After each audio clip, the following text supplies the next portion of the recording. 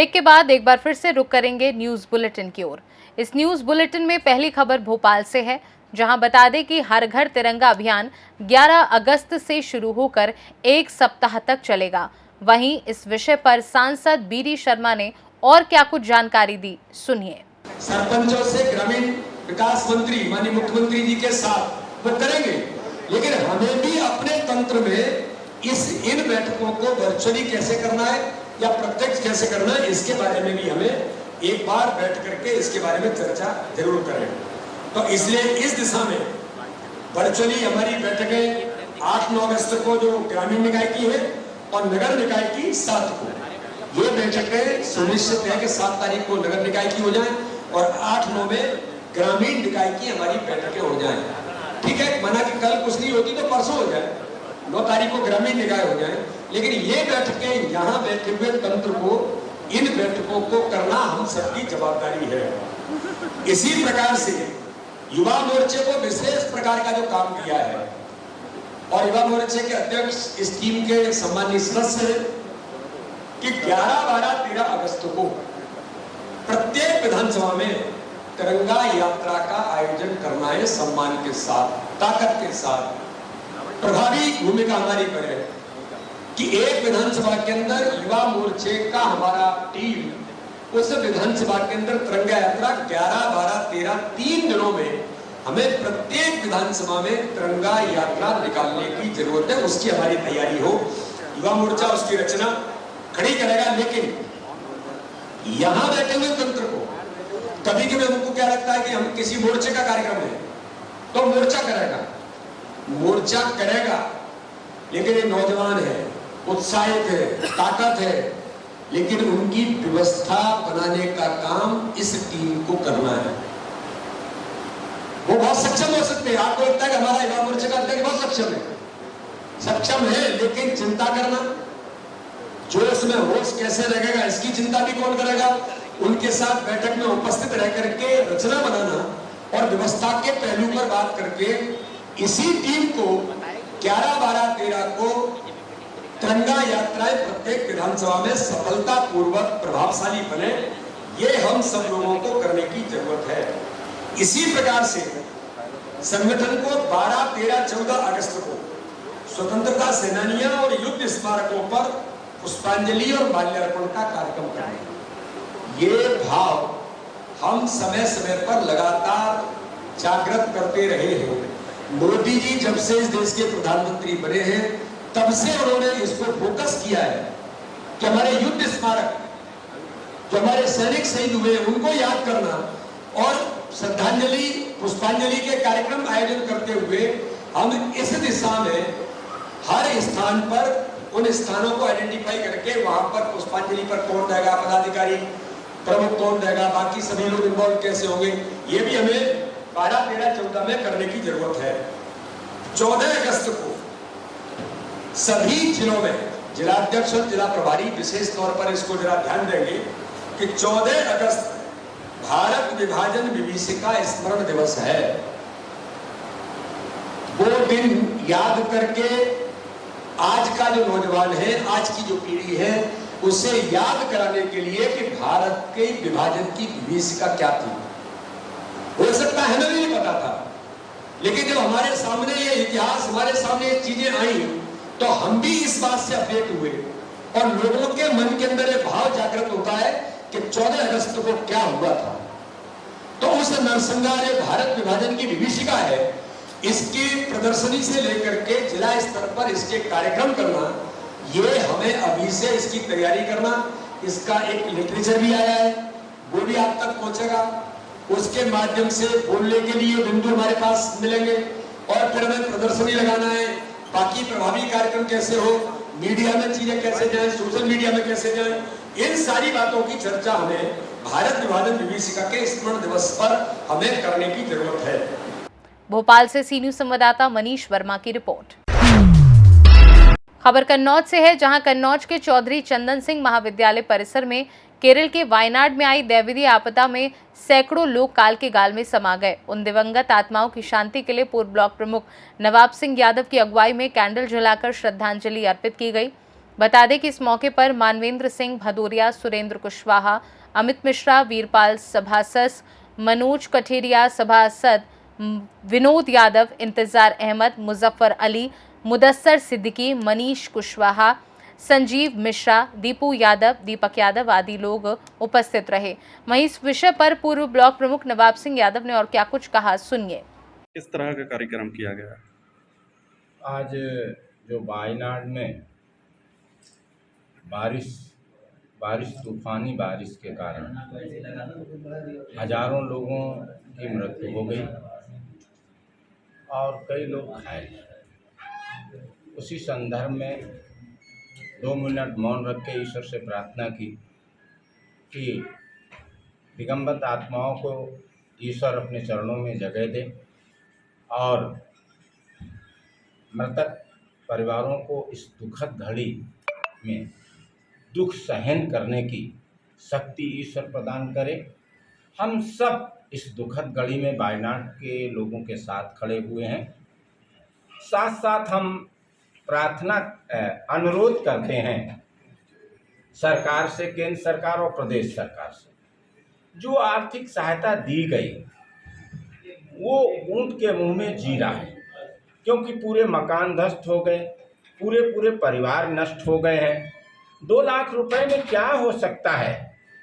केंद्र के द्वारा 10 लाख रुपए और प्रदेश सरकार के द्वारा 10-10 लाख रुपए मृतक परिवारों को दिया जाए और जो उनके मकान ढह गए हैं, मकान बर्बाद हो गए हैं, उन मकानों को पुनः सरकारी योजना के तहत उन्हें आवास भी दिया जाए, ऐसी मेरी मांग है केंद्र और प्रदेश सरकार से। कन्नौज से सी न्यूज संवाददाता सीबू सैनी की रिपोर्ट। खबर कानपुर से है, जहां जनपद कानपुर देहात के रनिया कस्बे के 60 व 70 सालों से रहने वाले लोगों में दहशत का माहौल हो गया है। रनिया कस्बे के 117 पक्के निर्माण वाले हाईवे के किनारे बने मकानों को नोटिस थमा दी गई है। घरों में नोटिस लगते ही लोगों में दहशत का माहौल छा गया है। लोगों ने NHAI की नोटिस का विरोध करने के लिए जिले के जिलाधिकारी से न्याय की गुहार लगाई है। रनिया कस्बे के नगर वासियों का कहना है कि उनके मकान और दुकानों को तोड़ा जाता है तो वह बेघर हो जाएंगे। कैसे करेंगे परिवार का भरण पोषण? सरकार जहां 10 साल तक रहने वाले लोगों को विस्थापित करने पर उचित मुआवजा देती है, जबकि रनिया में बने मकान 60 से 70 वर्ष पुराने हैं। उसे समय लोक निर्माण विभाग द्वारा 75 फुट छोड़कर निर्माण कराए जाने की बात कही गई थी।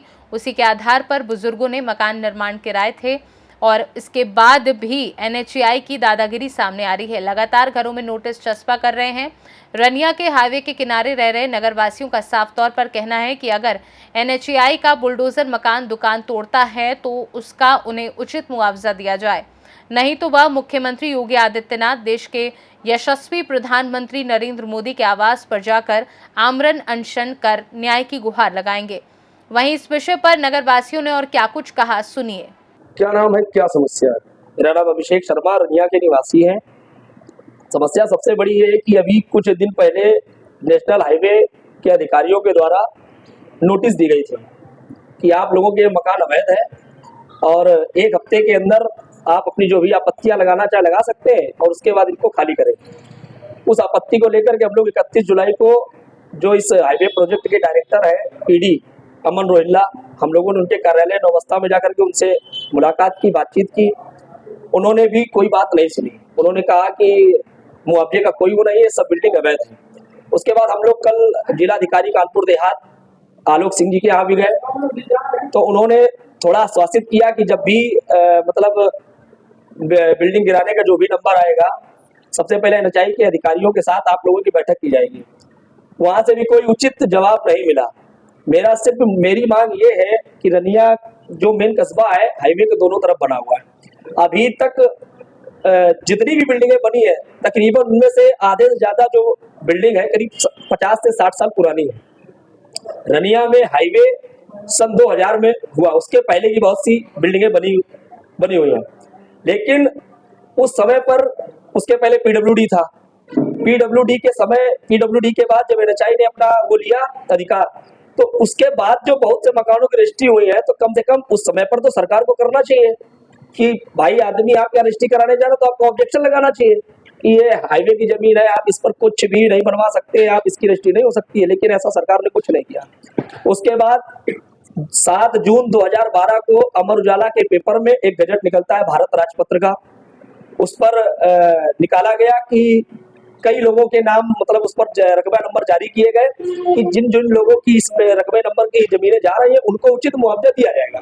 2012 के बाद गवर्नमेंट चेंज हो गई 2014 में, उसके बावजूद फिर NHI वालों ने ये नोटिस दिए हैं, लेकिन अभी तक कोई भी समाधान नहीं है। एक और प्रधानमंत्री जी गरीबों को आवाज देने की बात कर रहे हैं, मुख्यमंत्री जी गरीबों को आवाज देने की बात कर रहे हैं, दूसरी तरफ NHI के अधिकारी मकान खाली करने की बात कर रहे हैं, वह मकान खाली ना होने पर उनको जबरन गिराए जाने की बात कर रहे हैं। मेरा सिर्फ यही निवेदन है माननीय प्रधानमंत्री जी से, माननीय मुख्यमंत्री जी से, केंद्रीय सड़क परिवहन मंत्री नितिन गडकरी जी से कि कम से कम, बहुत से लोग रनिया कस्बे में ऐसे लोग हैं कि जिनका मकान गिरने के बाद वो बेचारे बेघर हो जाएंगे, उनकी रोजी रोटी का सवाल खड़ा हो जाएगा।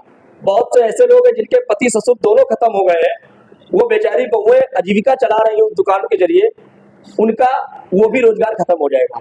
मेरा सिर्फ यही निवेदन है कि इस पर उचित संज्ञान लेकर के जो भी मुआवजा उचित बने उसका उचित मुआवजा दिया जाए, और मुआवजा देने के बाद एक गिराने का टाइम निश्चित दिया जाए, लेकिन वो तब तक नहीं गिरेगी जब तक आप उचित मुआवजा नहीं देंगे। अगर ऐसा नहीं हुआ तो हम लोग यहाँ से लखनऊ, लखनऊ से दिल्ली, और अगर जरूरत पड़ी तो आमरण अनशन पर भी बैठ करके अपनी मांगों की समस्याओं को लेकर के बैठेंगे।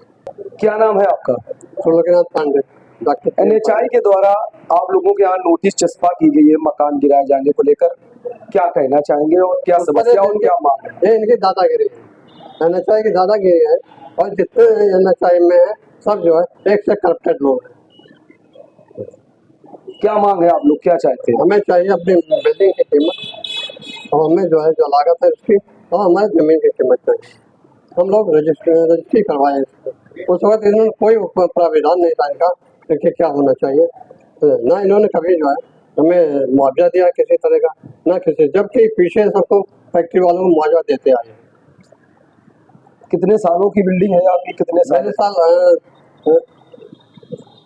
लगभग हाँ 89 में मैंने खरीदा था।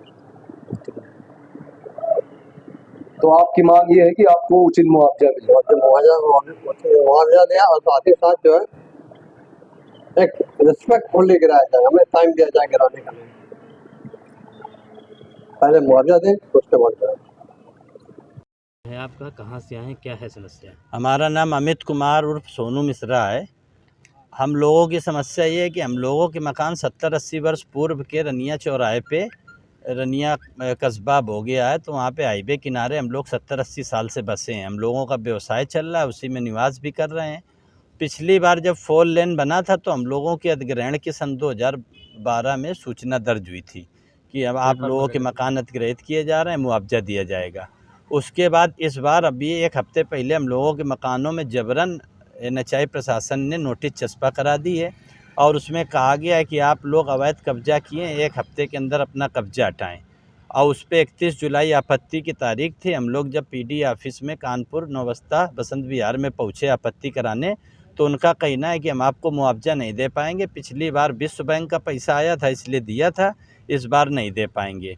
और हम लोग सब चूँकि व्यापार कर रहे हैं, हम लोगों के सामने रोजी रोटी का संकट खड़ा हो जाएगा अगर मकान गिरा दिए जाएंगे। तो हम माननीय जिलाधिकारी महोदय से निवेदन करने आए, एक माननीय मुख्यमंत्री जी के नाम ज्ञापन दिया है कि हम लोगों को उचित मुआवजा दिया जाए तभी मकान गिराए जाएँ। अच्छा, ऐसे कितने लोग हैं जो बाधित हो रहे हैं? कम से कम 150 लोग। 150 परिवार को दिक्कत हाँ, है? 150 परिवारों को दिक्कत है, उसमें किराएदार मिला के करीब 300 लोग हैं।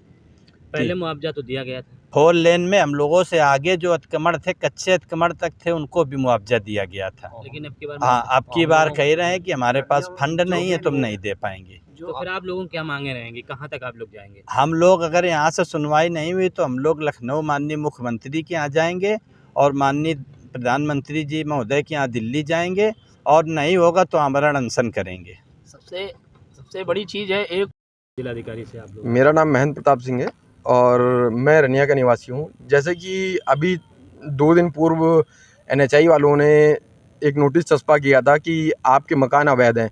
अगर हम लोगों के मकान अवैध हैं तो हम लोग 5वीं पीढ़ी के काबिज हैं। हमारे यहाँ परबाबा हमारे बाबा लोग रहे हैं। अगर उस टाइम में PWD विभाग था तो NHI को इंटीमेशन दिया क्यों नहीं गया? अगर इंटीमेशन नहीं दिया गया है तो कारण ये है कि आप एक अभिलेख जो थे वहाँ के PWD विभाग के, वो जलाए क्यों गए थे? अगर जलाए गए हैं तो NHI को पूर्व में बताया क्यों नहीं गया है कि ये लैंड अघोषित है, घोषित नहीं है?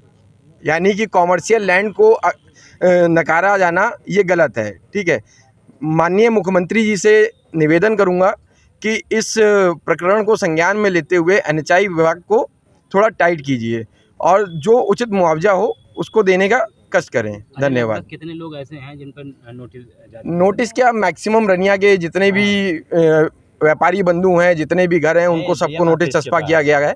और जहां तक कि मुझे ये पता है कि दोनों साइड की जो मार्केट है सारी बाधित होंगी, सबके व्यापार चौपट हो जाएंगे, बचेगा किसी के पास कुछ नहीं। क्या सब लोग खाली हाथ बैठेंगे क्या? क्या चाहते हो, कहाँ तक मांगे रहेंगे? हम लोगों की मांगे निचले स्तर से लेकर हाई कोर्ट तक जाना होगा, हाई कोर्ट भी जाएंगे, सुप्रीम कोर्ट जाना होगा, सुप्रीम कोर्ट भी जाएंगे। अगर माननीय मुख्यमंत्री जी के समक्ष अगर ये बात जाएगी तो अगर कुछ निस्तारण निकलेगा तो अच्छा रहेगा, नहीं तो फिर माननीय प्रधानमंत्री के समक्ष भी हम लोग जाएंगे, और नहीं अगर ये बात होगी तो अनिश्चितकालीन धरने पे बैठेंगे हम लोग। कानपुर देहात से सी न्यूज़ संवाददाता दीपक श्रीवास्तव की रिपोर्ट। खबर रायबरेली से है, जहां एक डॉक्टर खुद को बादशाह समझते हैं, इसलिए अपनी मनमानी करते हैं। सख्त निर्देश के बाद भी जिला अस्पताल में तैनात नाक कान गले के डॉक्टर शिव कुमार निजी प्रैक्टिस करते हैं। उन्हीं के ऊपर आज भाजपा के नेता संतोष कुमार पांडे ने जिलाधिकारी से मिलकर गंभीर आरोप लगाए हैं। वहीं भाजपा के नेता संतोष कुमार पांडे ने आरोप लगाते हुए क्या कुछ कहा, सुनिए। सर, अपना परिचय बताएं। संतोष पांडे, जिला कार्य समिति सदस्य, निवर्तमान नगर अध्यक्ष, भारतीय जनता पार्टी रायबरेली। क्या मामला है? आज डीएम के यहाँ विज्ञापन देने आए हैं। आज हम जिलाधिकारी को विज्ञापन दे रहे हैं जो रायबरेली के, मुझे लगता है कि रायबरेली जनपद के इतिहास में ये स्वास्थ्य विभाग का मामला है जो बहुत बड़ा मामला है। गंगाराम हॉस्पिटल हाथी पार्क में बना हुआ है, जिसकी ज़मीन डॉक्टर शिव कुमार जी जो नाक कान गला के विशेषज्ञ हैं उनके नाम और उनकी पत्नी डॉक्टर नीलम सिंह के नाम है। लेकिन उनके यहाँ बचपन के जो नौकर हैं सुमित कुमार जी, वो गंगाराम हॉस्पिटल के मालिक हैं, जिनका रिकॉर्ड ये इनके नाम लाइसेंस बना हुआ है। गंगाराम हॉस्पिटल के मालिक यहाँ पे ओनर सुमित कुमार जी ओनर लिखा हुआ है। और इसमें जो वहाँ पे डॉक्टर हैं, डॉक्टर सुदीप जी, डॉक्टर शैलेश कुमार त्रिपाठी जी, इन लोगों के नाम जो वहाँ पे लगाए गए हैं, डॉक्टर का नाम है जो लाइसेंस में, इसकी कोई वहाँ पे बोर्ड नहीं लगाया गया है। ये हमारी आपत्ति थी। और दूसरा जो सबसे बड़ा मामला है, जो डॉक्टर साहब के बचपन के नौकर हैं सुमित कुमार जी, जो ये सबूत में है कि ये ओनर हैं, वो वहाँ पे आज पिछले जब से 7-8 साल से गंगाराम हॉस्पिटल बना है तब से वो कान नाक गले की जांच कर रहे हैं, जिनके पास कोई डिग्री नहीं है। ये हमारी सरकार की बदनामी ना हो, हमारे मुख्यमंत्री जी की बदनामी ना हो, क्योंकि मैं भारतीय जनता पार्टी का एक सिपाही हूँ, संगठन का सिपाही हूँ, सरकार का सिपाही हूँ, इसलिए अपनी सरकार की बदनामी ना हो, इसलिए मैंने आवाज़ उठाई है कि एक व्यक्ति जो झाड़ू लगाने वाला व्यक्ति है वो कैसे कान और नाक की जांच कर रहा है, उसका वीडियो, उसका सबूत मेरे पास उपलब्ध है। मैं अभी आप सबको उपलब्ध करा दूंगा, समाज ये देखे। और मैंने कहा है कि जितनी जल्दी हो 2-3 दिन के अंदर अगर सुमित कुमार जी की जो फर्जी नाक कान गला की जांच कर रहे हैं, जो बिना डिग्री की जांच कर रहे हैं, अगर उनकी गिरफ्तारी नहीं हुई, नर्सिंग होम को सीज नहीं किया गया अवैध रूप से जो चल रहा है, तो मैं यहीं पे 3 दिन बाद जो है मैं यहाँ पे धरना प्रदर्शन करूँगा, आमरण अनशन करूँगा, क्योंकि हमारी उत्तर प्रदेश की योगी सरकार इस बदनामी को कतई बर्दाश्त नहीं करेगी कि किसी के पास डिग्री नहीं हो, वो नौकर व्यक्ति है और वो नाक कान गले की जांच कर रहा है। रायबरेली से सी न्यूज़ संवाददाता इंद्रेश की रिपोर्ट। फिलहाल इस बुलेटिन में बस इतना ही। देश और दुनिया की बाकी खबरों को जानने के लिए आप देखते रहिए सी न्यूज़ भारत।